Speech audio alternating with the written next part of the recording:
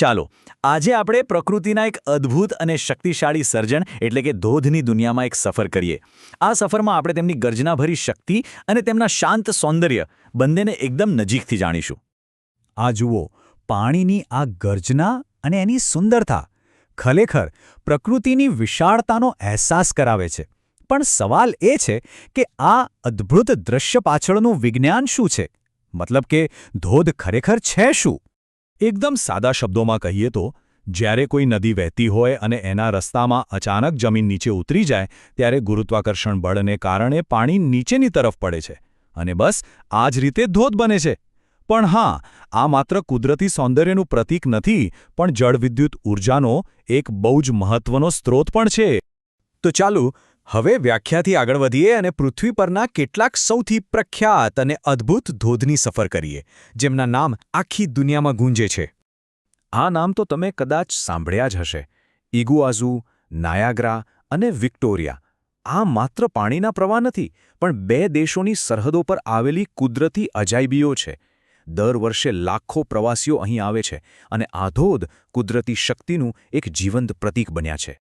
અને હવે વાત કરીએ વેનેઝુએલાના એન્જલ ધોધની. તેની ઊંચાઈ છે પૂરા 979 મીટર. આ તેને દુનિયાનો સૌથી ઊંચો ધોધ બનાવે છે. તમે કલ્પના કરી શકો છો?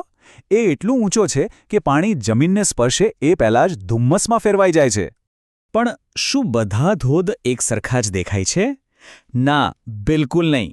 ધોધના ઘણા અલગ અલગ પ્રકારો છે અને દરેકનો પોતાનો એક ખાસ આકાર અને નામ હોય છે.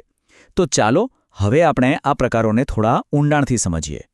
સૌથી પહેલાં વાત કરીએ સૌથી ક્લાસિક અને જાણીતા પ્રકારની, અને એ છે પ્લન્જ ધોધ. જુઓ, પ્લન્જ ધોધની ખાસિયત એ છે કે પાણી ખડકની સપાટીને અડ્યા વગર સીધું નીચે પડે છે. આ એકદમ ફ્રી ફોલ જેવું દ્રશ્ય હોય છે અને એટલે જ તે આટલો નાટકીય અને શક્તિશાળી લાગે છે. અહીંયા બરાબર જોઈ શકાય છે કે કેવી રીતે પાણીનો પ્રવાહ ખડકથી સંપૂર્ણપણે અલગ થઈને સીધો નીચે તળાવમાં પડે છે. બસ આ જ પ્લન્જ ધોધની સાચી ઓળખ છે. ચાલો હવે આગલા પ્રકાર તરફ આગળ વધીએ, જે પ્લન્જ કરતાં સાવ અલગ છે. આ છે કાસ્કેડ ધોધ. પ્લન્જ ધોધથી સાવ ઉલટું. કાસ્કેડમાં પાણી એક સાથે નીચે નથી પડતું. એના બદલે તે ખડકોના પગથિયા પરથી, એટલે કે સ્ટેપ બાય સ્ટેપ, ધીમે ધીમે નીચે ઉતરે છે અને એક સુંદર અને શાંત પ્રવાહ બનાવે છે. આ દૃશ્યમાં જુઓ, પાણીનો પ્રવાહ કેવી રીતે દરેક પગથિયા પરથી પસાર થઈ રહ્યો છે, જે તેને એક સૌમ્ય અને મનોહર રૂપ આપે છે. આ તો કાસ્કેડ ધોધની સુંદરતા છે. હવે એક એવા પ્રકારની વાત કરીએ જે તેની શક્તિ અને વિશાળતા માટે જાણીતો છે, અને તે છે કેટરેક્ટ ધોધ. ખબર છે, કેટરેક્ટનું નામ તેના આકાર પરથી નહીં, પરંતુ તેના કદ અને તેની શક્તિ પરથી નક્કી થાય છે. મતલબ કે જ્યારે કોઈ ધોધ અત્યંત વિશાળ અને ખૂબ જ શક્તિશાળી હોય ત્યારે તેને કેટરેક્ટની કેટેગરીમાં મૂકવામાં આવે છે. અહીં પાણીની તાકાત અને તેનો તોફાની પ્રવાહ એકદમ સ્પષ્ટ દેખાય છે. બસ આ જ કેટરેક્ટ ધોધની ઓળખ છે: વિશાળ, શક્તિશાળી અને અણનમ. ચાલો હવે એક વધુ સૂક્ષ્મ અને આકર્ષક પ્રકારની વાત કરીએ: હોર્સટેલ ધોધ. હોર્સટેલ અને પ્લન્જ ધોધ વચ્ચેનો મુખ્ય તફાવત ખડક સાથેના સંપર્કનો છે. હોર્સટેલ ધોધમાં પાણી નીચે પડતી વખતે પણ ખડકની સપાટી સાથે સતત સંપર્કમાં રહે છે અને આ જ વસ્તુ તેને તેનો વિશિષ્ટ આકાર આપે છે.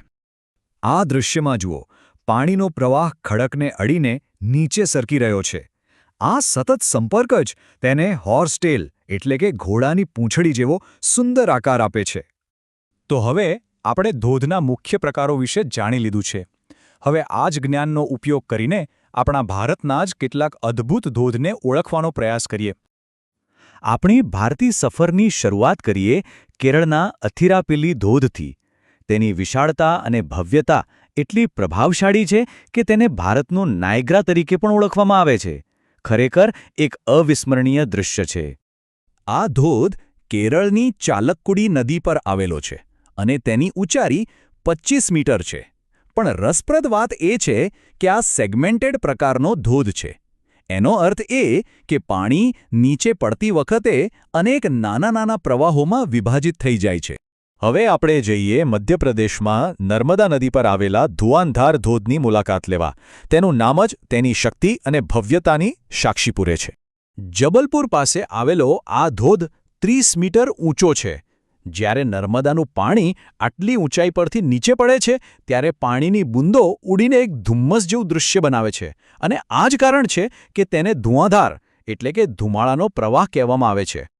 તો આપણે જોયું કે ધોધ માત્ર કુદરતી સૌંદર્યનો ખજાનો નથી, પણ ઊર્જાનો પણ એક શક્તિશાળી સ્ત્રોત છે. અને આ બેવડી ભૂમિકા એક બહુ મોટો પ્રશ્ન ઊભો કરે છે. ભવિષ્યમાં આપણે આ અમૂલ્ય વારસાને કેવી રીતે જોઈશું? શું આપણે તેના સૌંદર્યનું સંરક્ષણ કરીશું કે પછી તેની શક્તિનો ઉપયોગ કરીશું? આ બંને વચ્ચેનું સંતુલન જાળવવું એ કદાચ આવનારા સમયનો સૌથી મોટો પડકાર હશે.